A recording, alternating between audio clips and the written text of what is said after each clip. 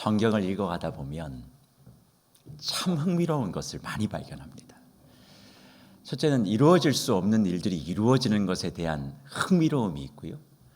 또 우리가 알지 못하는 것에 대한 명확한 해답을 주시는 것에 대한 흥미로움이 있습니다. 그러나 또 한 가지 흥미로움이 있는데, 어떻게 하나님의 이적과 하나님의 일하심을 맛보고도 하나님의 백성이, 하나님의 교회가 그 뜻과 전혀 상반된 삶을 저렇게 잘 살 수 있을까에 대한 흥미로움이 늘 있습니다.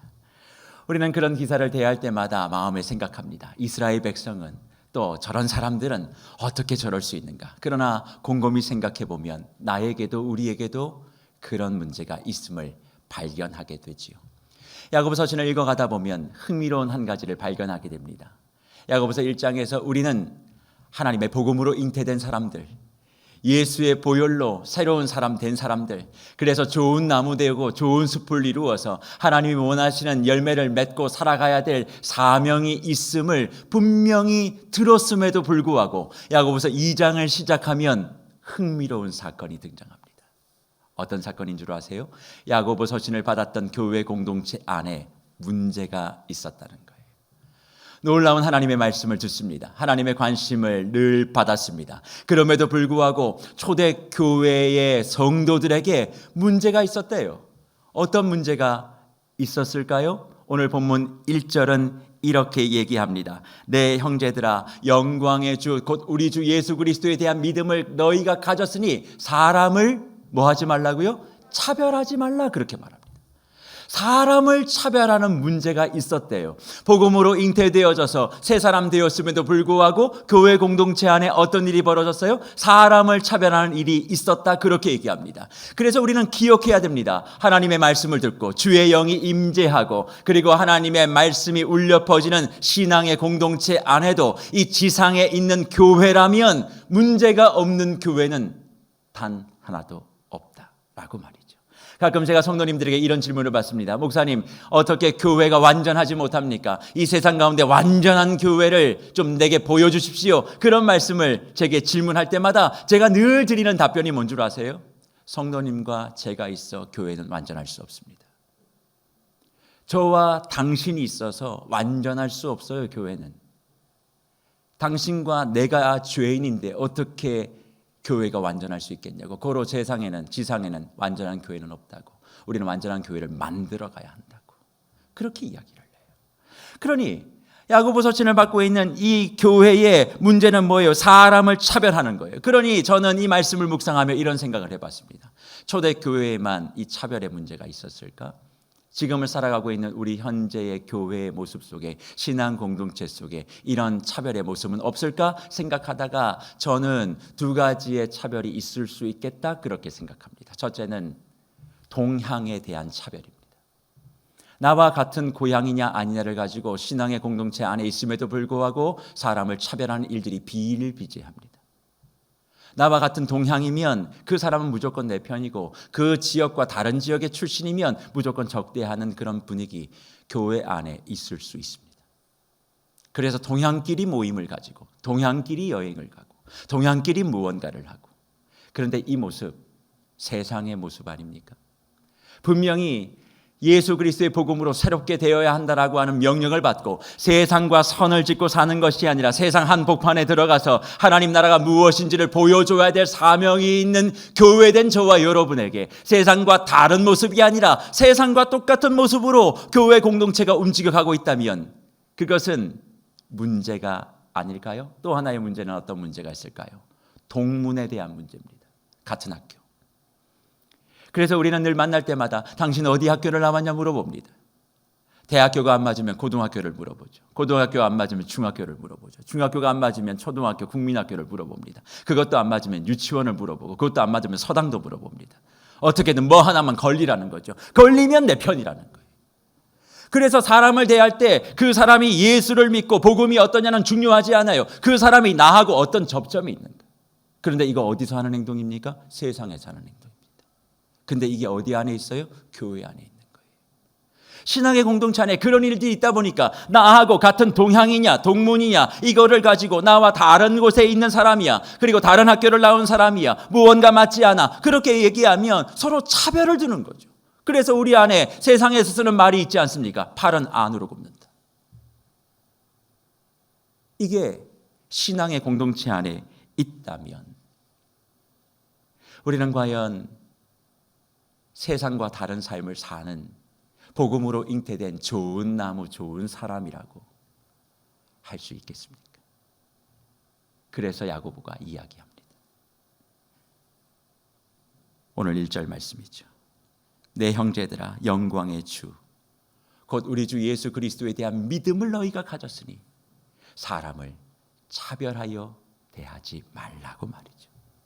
도대체 복음을 들었습니다. 예수를 구주로 고백했습니다. 그럼에도 불구하고 왜 세상과 동일한 방법에 사람을 차별하는 이런 일들이 있는가? 오늘 본문 1절에서 야고보는 그 이야기를 이렇게 풀지요. 내 형제들아, 영광의 주 곧 우리 주 예수 그리스도에 대한 뭘 가져요? 믿음을 너희가 가졌으니 그렇다면 너는 사람을 차별하지 않아야 된다, 그렇게 말합니다. 쉽게 얘기하면 너희가 사람을 차별하는 이유가 뭔 줄 아느냐? 우리 주 예수 그리스도에 대한 믿음이 너희가 없기 때문이다, 그렇게 말합니다. 그러면 그 믿음은 어떤 믿음입니까? 예수 그리스도에 대한 믿음이 왜 없습니까? 있지요. 그럼에도 불구하고 야고보는 예수 그리스도가 어떤 분인지에 대하여 너희가 알지 못하기 때문에, 그러니까 믿음 자체가 나의 신념이 아니라 예수가 어떤 분인지에 대한 존재 인식 자체가 너희에게 없기 때문에 너희는 사람을 차별하는 것이야, 그렇게 말씀하고 있습니다. 그렇다면 우리가 알아야 될 예수 그리스도의 실존과 존재는 어떤 것일까요? 오늘 본문 1절에서는 그 예수를 이렇게 설명합니다. 영광의 주라고 말이죠. 그분이 영광의 주라고 하는 것을 너희가 분명히 인지하고 너희가 그것을 이해하고 너희가 그것을 받아들인다면 너희는 사람을 차별하지 않게 돼 있어. 너희가 왜 세상과 동일하게 사람을 구별하고 사람을 차별하는 줄 알아? 그건 예수가 영광의 주라는 사실들을 모르기 때문이야. 그렇다면 영광의 주라고 하는 말은 무엇일까요? 테스 독세스. 이 말은 다시 오실 예수 그리스도에 대한 가장 확실한 표현이에요. 다시 오실 주님, 십자가에 죽으시고 부활하시고 승천하신 이후에 내가 다시 이 땅에 오시겠다 하실 때에 그 영광스러운 모습, 이 땅의 통치자로 다시 임재하시게 될 하나님의 빛나는 모습을 이야기할 때 텍스 독세스, 영광의 주라고 성경은 이야기합니다.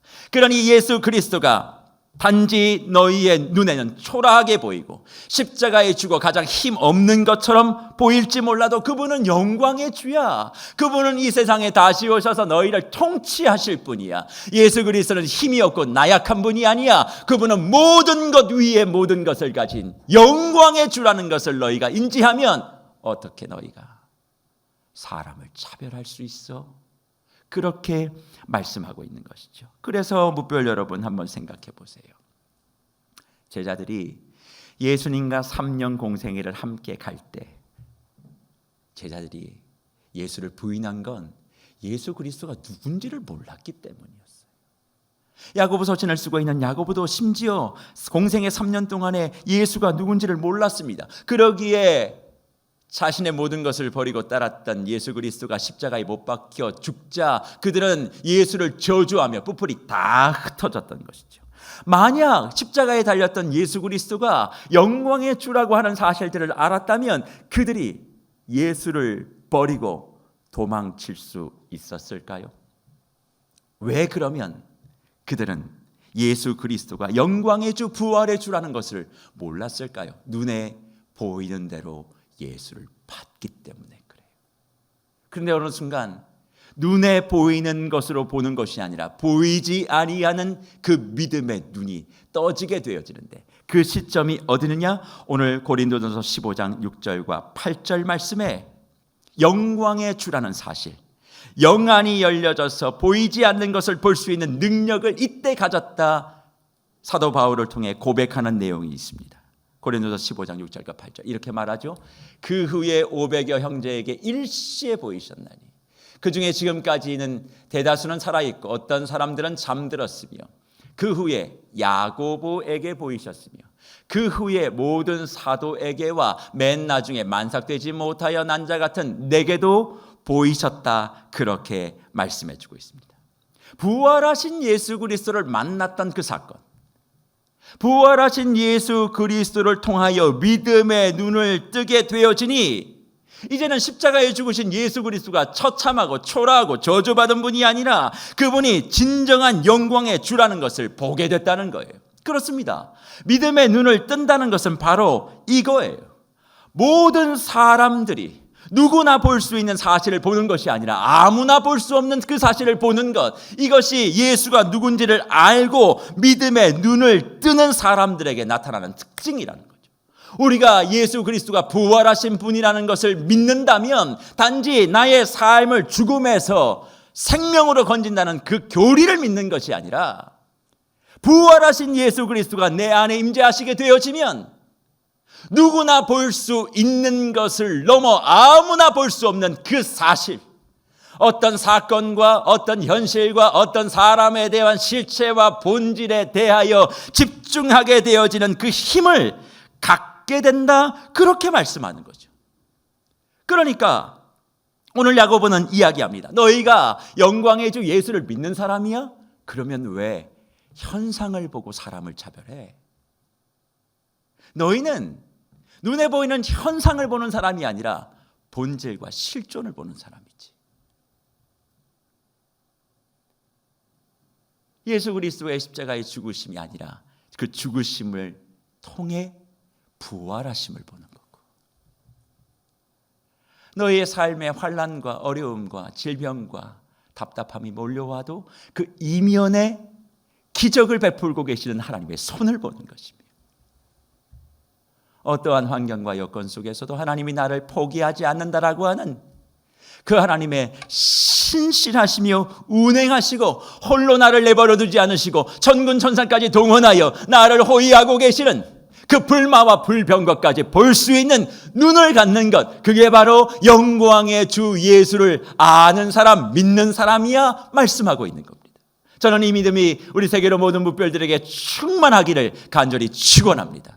그렇다면 어떤 일이 벌어져야 돼요? 사람을 차별하지 않아야 되는데 야고보 서신을 받고 있는 이 초대교회 성도들에게 차별의 문제가 나타납니다.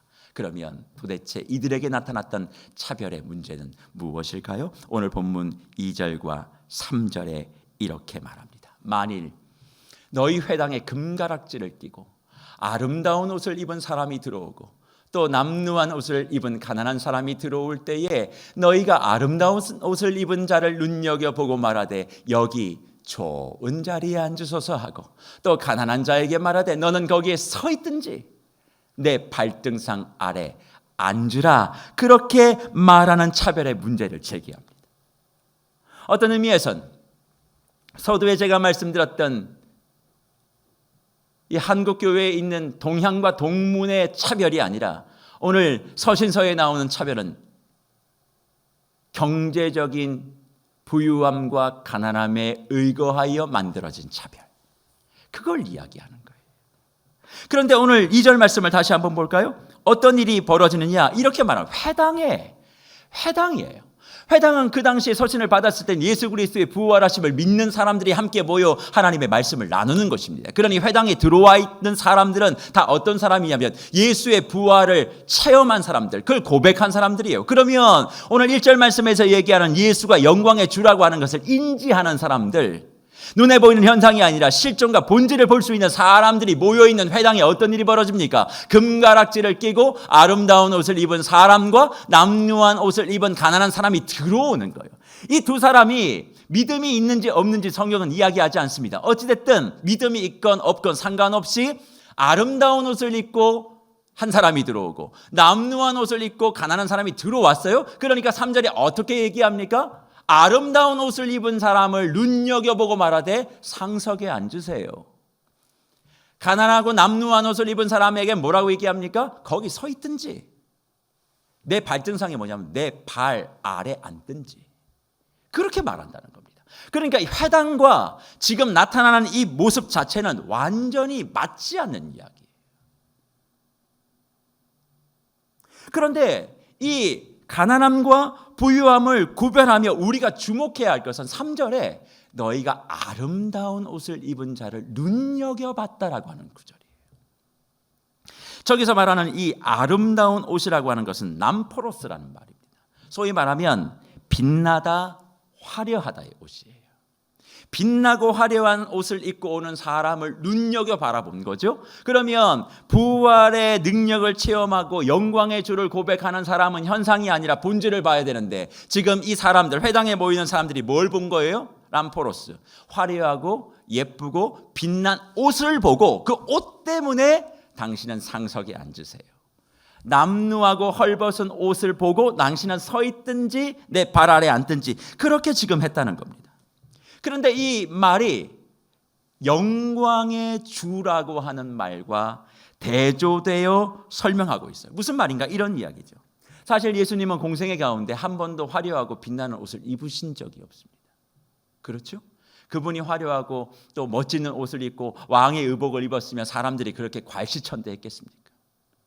그러나 그런 옷을 입은 적이 한 번도 없으세요. 그런데 그랬던 주님이 도저히 외모나 행색으로는 영광의 주일 수 없는 그분이 빛나고 화려했던 적이 한 번 있어요.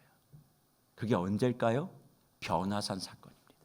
마태복음 17장 2절에서 이렇게 말씀하시죠. 그들 앞에서 변형되사 그 얼굴이 해같이 빛나며 옷이 뭐와 같이? 빛과 같이 희어졌더라, 그렇게 말합니다. 새 옷을 입은 게 아니에요. 그들 앞에 변형되며 얼굴이 해와 같이 빛나며 옷이 빛과 같이 희었더라 할 때 저 옷이 빛과 같이가 람포로스, 아름다운 옷으로 번역되어 있는 화려하고 빛난의 의미와 동일한 단어를 사용하고 있다는 거죠. 그러니 예수 그리스도께서 변화되어 아름답고 화려한 모습으로 바뀌어진 것은 옷이 바뀐 것이 아니라 옷은 그대로예요. 남루한 옷을 그대로 있었지만 그의 본질과 그의 존재의 영광의 빛이 그 허름한 옷을 찢고 비쳐 나오며 어떻게 해요? 빛과 같이 희어졌더라, 그렇게 말씀하고 있습니다.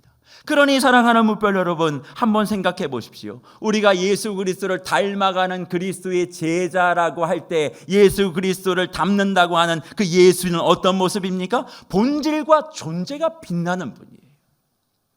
예수를 따라가고 예수를 닮으로 말미암아 내가 더 화려하고 좋은 옷을 입는다는 의미가 아니라 나의 형편이, 나의 여건이 어떠하든 나의 본질과 존재의 빛남이 내 안에 드러나야 된다, 그것을 이야기하고 있는데, 회당에 모인 사람들은 지금 어떻게 하는 거예요? 본질과 존재의 빛남이 아닌 그저 옷의 아름다움과 화려함을 가지고 그 사람을 차별하며 상석과 발 아래를 구분하고 있다는 겁니다.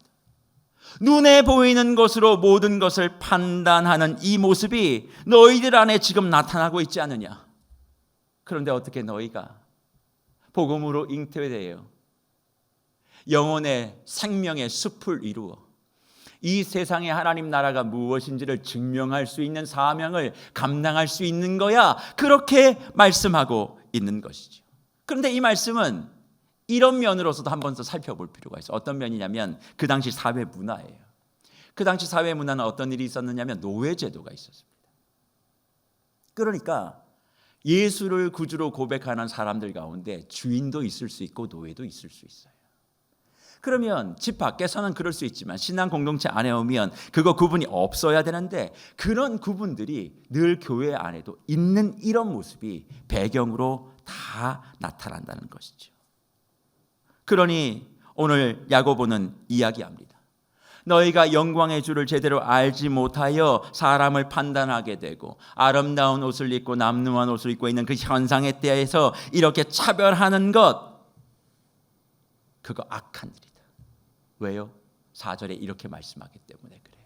뭐라고 말씀하게? 너희끼리 서로 차별하며 악한 생각으로 판단하는 자가 되는 것이 아닌가.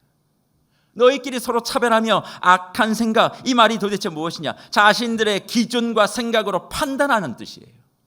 그러면 우리는 야고보서 1장을 통해서 지금까지 오며 이런 이야기를 많이 들었습니다. 하나님이 우리를 복음으로 잉태하여 생명의 씨앗을 내 영혼 속에 넣어줬단 말이에요. 그러면 나는 누군가를 판단하고 무언가를 할 때에 이 말씀의 씨앗이 가는 곳으로 움직여야 되는데 말씀의 생명의 씨앗과 상관없는 세상의 기준과 세상의 법으로 판단하게 되어지니 결국 하나님은 그것이 뭐예요? 악한 것이다. 그리고 그런 악한 사람들이 모이면 나쁜 숲이 된다. 그렇게 되어지니까 어떻게 해요? 교회 공동체 안에 회당에 앉은 사람 중에 누구 하나도 그것에 대하여 반론하지 않고 아름다운 옷을 입으면 당신 높은 자리에 앉으십시오. 조금 힘이 없고 남루한 사람이 들어오면 당신 거기 서 있든지 말든지 그런 이야기를 하고 있다. 그렇게 말씀해 주고 있습니다. 주 안에 사랑하는 묵별 여러분, 그래서 우리는 기억해야만 합니다. 교회의 본질은 예수로 잉태되어 그 영광의 주를 닮아가는 것이에요. 그 영광의 주는 본질과 실존의 빛남입니다. 내가 예수를 빌어 세상적으로 성공하는 것도 우리가 바라야지만 실제는 내 안에 있는 영혼의 본질과 내 영혼의 실존이 아름답게 빛나고 그 빛이 감출 수 없어서 밖으로 그냥 뿜어져 나오는 삶을 통하여 이 세상의 어두움을 밝히는 세상의 빛으로 살라고 저와 여러분을 부른 줄 믿습니다. 그런데 그 어둠보다 더 짙은 어둠으로 교회가 존재하고 있어요. 만약 그렇다면 얼마나 슬픈 일이에요. 교회가 아까 말씀드린 것처럼 지역으로 구분하고 학교로 구분하고 경제력으로 구분하고 그가 가지고 있는 직업으로 구분하고 그렇게 되어진다면 세상을 비추어 하나님 나라가 이런 것이야 보여야 될 하나님 나라의 증거판인 교회된 우리 스스로가 망가지게 되는 것 아닙니까? 그것이 망가지면 어떻게 세상 가운데 하나님 나라가 설명될 수 있을까요? 하나님 나라가 보여질 수 있을까요? 그게 보여지지 않으면 점점 더 세상은 흑암 가운데로 갈 것이고 이것은 하나님의 구원의 계획과 완전히 다른 것이 아닙니까? 그래서 저는 교회는 그리고 예수의 복음으로 잉태된 하나님의 백성들은 언제나 하나님의 뜻 가운데서 새로운 공동체의 모습으로 모든 차별이 다 금지되어야 한다라고 생각합니다. 물론 이 차별은 요즘 우리 사회가 이야기하고 있는 차별금지법, 그것에 대한 평등법 이런 것을 옹호하는 이야기가 아닙니다. 그건 잘못된 거예요. 그러나 여기서 말하는 차별이란 무엇인가? 그냥 단지 모든 사람이 평등해야 되는 것이 아니라 하나님의 뜻 가운데 복음으로 잉태된 공동체가 세상과 다른 모습을 보여줘야 한다는 거죠. 뭐죠? 다른 거 아닙니다. 그 사람이 어떤 지역이든 어떤 학교를 나왔든 어떤 경제를 갖고 있든 상관없이 다 주님 안에 한 형제 한 자매라고 하는 인식을 갖는 거예요. 그런데 이 모습이 한국 교회 안에 있었습니다. 대표적으로 1984년에 박성춘이라는 사람이 있었어요. 그 사람은 노예와 종과 거리의 여자보다 더 신분이 낮은, 그 당시는 신분사회였으니까 신분이 더 낮은 백정이었습니다. 백정 박성춘. 그런데 그가 무오 선교사를 만납니다. 한글로 이야기하면 무사율 목사님. 그분을 만나 예수를 영접하고 1984년에 영접하고 1911년에 백정 출신으로 한국교회 최초의 장로가 됩니다. 그 당시에 그 교회엔 자신의 주인이 있었습니다. 백정 출신의 장로의 말에 순복하는 주인. 이게 복음입니다. 이게 한국교회의 역사의 자랑스러운 기록입니다. 그런데 저는 묵별들에게 묻습니다. 우리는 지금 신분사회가 아니지만 나보다 부족하고 나보다 모자란 사람이 리더가 될 때 그 말에 순복하실 수 있으시겠습니까? 왜 그런 생각을 고민하게 될까요? 영광의 주를 모르기 때문에 그래요. 그 사람이 가지고 있는 환경과 여건을 갖고 그 사람을 판단하니까. 그리고 그걸 갖고 내가 너보다 낫잖아 라고 이야기하니까 교회 안에 세상이 들어와서 결국 세상이 교회를 장악해버리는 일들이 우리 안에 벌어지는 거예요. 그래서 저는 이런 말씀을 들을 때마다 한 가지 마음속에 붙잡고 있는 말씀 하나가 있습니다. 그 말씀은 이사야서 40장 3절과 5절이에요. 예수를 믿는 자, 교회가 해야 될 당연한 사명, 그것이 이렇습니다. 외치는 자의 소리요, 이르되 너희는 광야에서 여호와의 길을 예비하라. 사막에서 우리 하나님의 대로를 평탄하게 하라. 골짜기마다 도두어지며 산마다 언덕마다 낮아지며 고르지 아니하는 곳이 평탄하게 되며 험한 곳이 평지가 될 것이요 여호와의 영광이 나타나고 모든 육체가 그것을 함께 보리라. 이는 여호와의 입이 말씀하셨느니라. 아멘. 여호와의 영광이 나타난답니다. 모든 육체가 그걸 함께 볼 거랍니다. 이걸 여호와의 입이 직접 말씀하셨답니다. 그러면 여호와의 영광이 언제 나타납니까? 그걸 우리가 어떻게 볼 수 있습니까? 4절에서 이야기하는 것이죠. 뭐라고요? 골짜기마다 도두어지고 산마다 언덕마다 낮아지고 고르지 않은 것을 평탄하게 하고 험한 곳이 평지가 되어질 때 그렇게 하나님께서 은혜 베풀어 주신다. 그래서 너희는 광야에서 길을 예비해야 되고 하나님의 대로를 평탄하게 해야 된다. 그렇게 이사야 선지자가 말씀하는 겁니다. 이 말씀을 오늘 야고보서의 말씀과 연결해서 이해한다면 이런 것이 아닐까요? 우리 안에 말씀의 씨앗과 생명의 씨앗을 넣으시는 주님, 그로 말미암아 우리를 좋은 나무 되게 하시고 신앙의 공동체 안에서 아름다운 생명의 숲을 만들게 하면 그걸로 너희끼리 좋은 곳으로 끝나는 게 아니라 골짜기를 향해 걸어가는 거예요. 패여 있는 곳에 좋은 사람 된 우리가 뿌리를 내리는 거예요. 그래서 무시당하고 천대당하고 마음속이 불편하고 누군가에게 이야기하지 못하는 그들의 삶을 메워주는 사명을 교회가 감당하면 그것이 영광의 주를 제대로 알고 있는 사람들이 행하는 사역이고 이 일을 통하여 세상은 감동받게 될 것이다. 그리고 이런 사명을 감당하라고 저와 여러분을 예수의 자녀로 삼아주신 것이 아니겠습니까? 또 높은 곳은 복음을 들고 가서 평탄하게 만들고 거기에 세상의 성이 아니라 하나님 나라의 동산의 종주나무로서 내가 뿌리를 내리고 살아가게 되어지면 세상의 높음도 낮음으로 낮음도 높음으로 그래서 모든 것이 평탄하게 돼요. 그저 우리는 예수 그리스도 안에서 한 형제고 한 가족이고 우리는 예수 그리스도로 말미암아 한 사람 된 사람으로서 누군가를 구분하지 않고 오히려 세상의 질서와 판단이 아닌 복음으로서 모든 것을 다 새롭게 하고 세상에서 그런 질서와 그런 힘에 의하여 외면받고 짓밟힌 사람들을 회복시켜내는 곳, 그것이 바로 영광스러운 주님을 따르는 교회이자 예수 그리스도를 닮아가는 신앙인 저와 여러분들이 가져야 될 모습이다. 그렇게 말씀하는 것입니다. 그래서 주님은 꿈꿉니다. 너희가 그런 모든 것을 버리고 차별하지 아니하고 하나님의 말씀 가운데 오롯이 서 있으면 나는 이걸 꿈고 그 꿈이 뭐예요? 오늘 본문 5절의 말씀에 하나님의 꿈을 이렇게 설명합니다. 내 사랑하는 형제들아 들을지어다. 하나님이 새 세상에서 가난한 자를 택하사 믿음에 부요하게 하시고 또 자기를 사랑하는 자들에게 약속하신 나라를 상속으로 받게 하지 아니하겠느냐. 하나님의 꿈은 이거예요. 하나님이 약속하신 나라를 상속하게 하는 것. 하나님이 꿈꾸신 그 나라를 이 세상에 온전히 세우고 싶은 것이 하나님의 꿈이에요.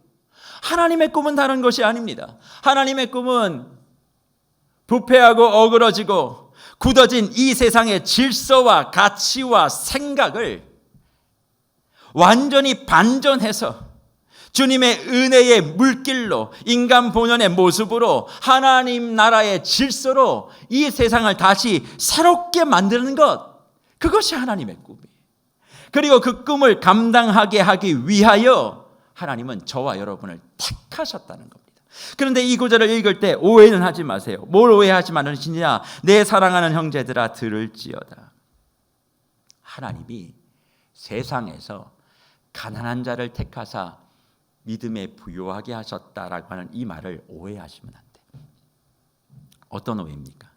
가난한 자를 택하사 부유하게 하셨다는 이 말, 가난한 자를 택하사 부유한 자를 부끄럽게 했다는 말, 이 말을 잘못 오해하면 가난한 사람들은 다 옳고 그렇지 않은 사람들은 다 틀렸다라고 하는 잘못된 생각을 가질 수 있습니다. 저는 늘 말씀드립니다. 옳고 그름의 기준이 물질에 있고 없고는 아닙니다. 가난하기에 다 옳고 부유하기에 다 틀린 거 아닙니다. 가난하지만 하나님을 배역할 수도 있고 부유하지만 하나님의 말씀을 더 잘 들을 수도 있습니다. 우리의 옳고 그름의 기준은 하나님의 말씀을 따르느냐 아니냐지, 그 사람이 무언가를 가지고 있느냐 없느냐의 유무와 경중을 가지고 판단하는 것은 세상의 유물론적 판단입니다. 우리는 하나님의 말씀을 가지고 이 세상을 정돈해야 돼요.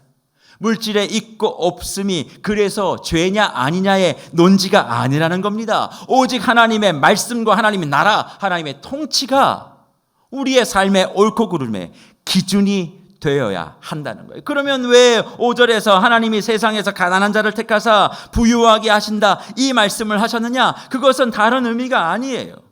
그 사람이 남들보다 더 뛰어나기에, 남들보다 더 의롭기에 그 사람을 택한다는 것이 아니라 하나님의 주권과 통치가 이런 것을 증거하기 위해서 쓰임받는 거야.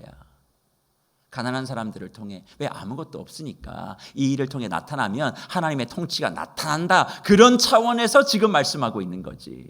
그 사람이 뭔가 대단하고 의롭고 뭐 그렇게 해서 그런 원리를 이야기하는 것이 아니라는 것입니다.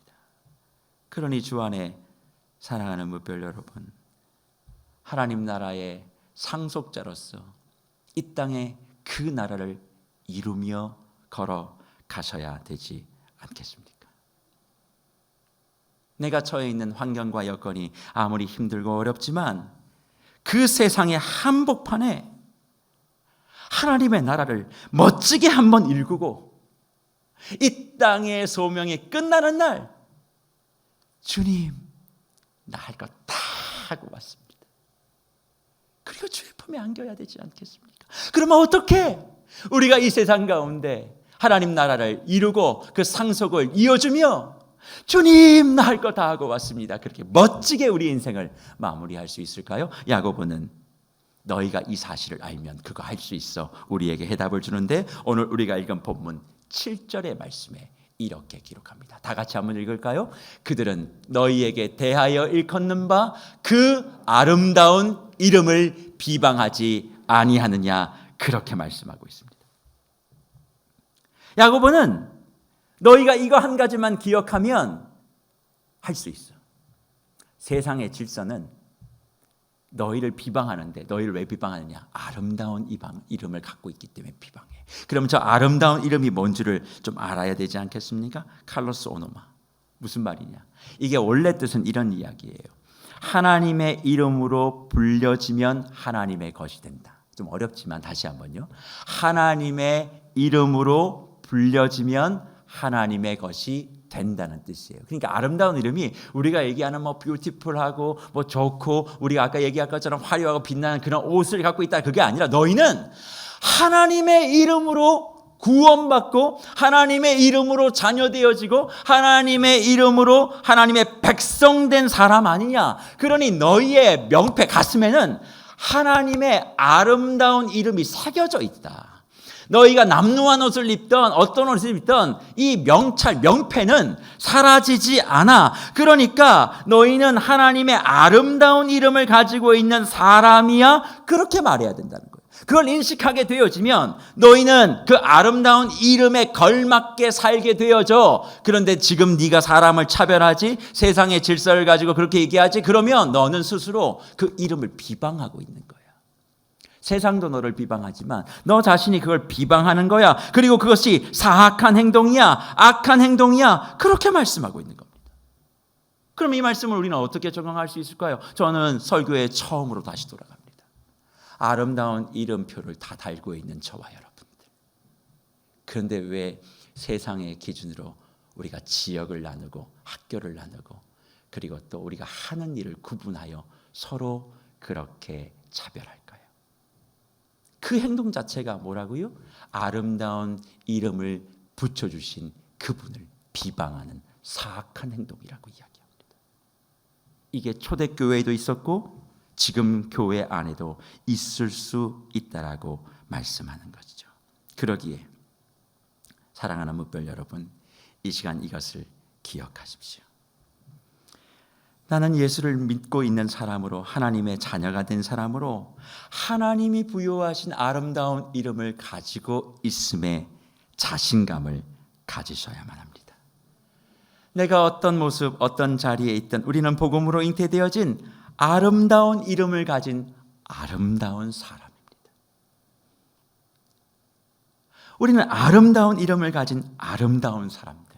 그러니 나만 아름다운 게 아니라 내 옆에도 아름다운 사람이고, 내 앞에도 아름다운 사람이고, 내 뒤도 아름다운 사람이 있는 거예요. 그게 하나님 나라의 공동체고, 그런 사람들을 통해 이 세상의 질서를 재편하여 하나님 나라의 새로운 질서를 만들고 싶은 겁니다. 세상에 나가면 내 옆에도 적이고 내 옆에도 경쟁자죠. 그러나 신앙의 공동체는 아름다운 사람, 아름다운 이름. 그러니 여기에 어떤 누군가가 들어온다고 할 때에 늘 세상의 기준을 가지고 세상에서 하듯이 그 사람을 판단하는 것이 아니라 그 사람을 다독여주는 거죠. 누가 오든 우리는 한 형제, 한 자매, 아름다운 사람, 아름다운 이름. 그런데 이것에 위배되는 일들을 하면 우리는 하나님 나라의 방해와 걸림돌로서 하나님 나라 사역을 가로막고 있는 사람일 수 있음을 명심하셔야만 합니다. 그래서 저는 부탁드려요. 하나님 나라의 큰일 감당하십시오. 우리 모든 무별들 다 그러셔야만 합니다. 그러나 큰일 하기 전에 걸림돌 되는 것부터 하지 마십시오. 놀라운 일을 하기 전에 하나님의 방해물이 되지 마십시오. 어떤 겁니까? 방해물과 걸림돌, 내 옆에 있는 형제를 내가 차별하고 구분하는 것. 우리는 어떤 사람들이라고요? 아름다운 사람, 아름다운 이름을 가진 자. 그리고 이것이 우리 안에 신앙의 원리로 잘 작동되어지면 세상이 당황하는 거예요. 이런 질서를 본 적이 없으니까. 그러면 누룩과도 같이 그것이 이 땅 가운데 퍼져가게 되고, 그것을 통해 하나님은 하나님의 나라를 온전히 이루시겠다 우리에게 말씀하고 있는 줄 믿습니다. 복음으로 잉태되어 영광의 주를 인식하여 눈에 보이는 현상이 아닌 본질을 꿰뚫어 보는 아름다운 사람이신 우리 세계로교회 무별 여러분, 저는 그래서 오늘 말씀을 마무리하며 드라마 한 편의 한 장면을 오늘 말씀의 결론으로 내려보려고 합니다. 이 드라마는 많은 사람들이 명작이라고 얘기하는, 보신 분도 있고 아니신 분도 계시겠습니다만, 나의 아저씨라고 하는 드라마입니다. 그 드라마의 내용은 이겁니다. 여자 주인공이 이지안, 21살입니다. 가정은 불우하고 부모님은 안 계시고 청각장애인 할머니 밑에서 컸습니다. 그러나 아버지가 사채를 쓰고 고통 가운데 사채업자에게 늘 맞고 늘 빚독촉을 당하다가 청각장애인 할머니를 두들겨 패고 있는 그 사채업자를 어쩔 수 없이 죽이게 됩니다.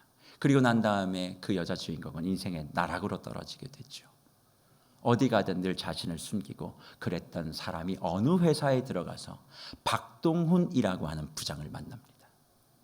그런데 그 부장과의 회사 생활 3개월 동안을 정리하며 그가 한 대사가 있는데, 저는 오늘 그 대사를 오늘 말씀의 적용으로 말씀을 드리려고 합니다. 한번 들어보시겠어요? 그 이지안이라고 하는 여자 주인공이 이렇게 말합니다. 배경으로 사람 파악하고 별 볼 일 없으면 빠르게 왕따시키는 직장 문화에서 스스로 알아서 투명 인간으로 살아왔습니다. 회식 자리에 같이 가자는 단순한 호의의 말을 박동훈 부장님께 처음 들었습니다. 박동훈 부장님은 파견직이라고 부하 직원이라고 저한테 함부로 하지 않았습니다. 무시천대에 익숙해져서 사람들에게 별로 기대하지 않았고 인정받으려고 좋은 소리 들으려고 애쓰지 않았습니다. 근데 이제 잘하고 싶어졌습니다.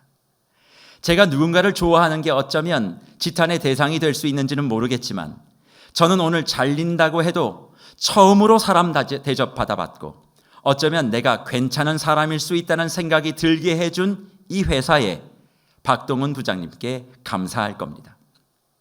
여기서 일했던 3개월이 21년 제 인생에서 가장 따뜻했습니다.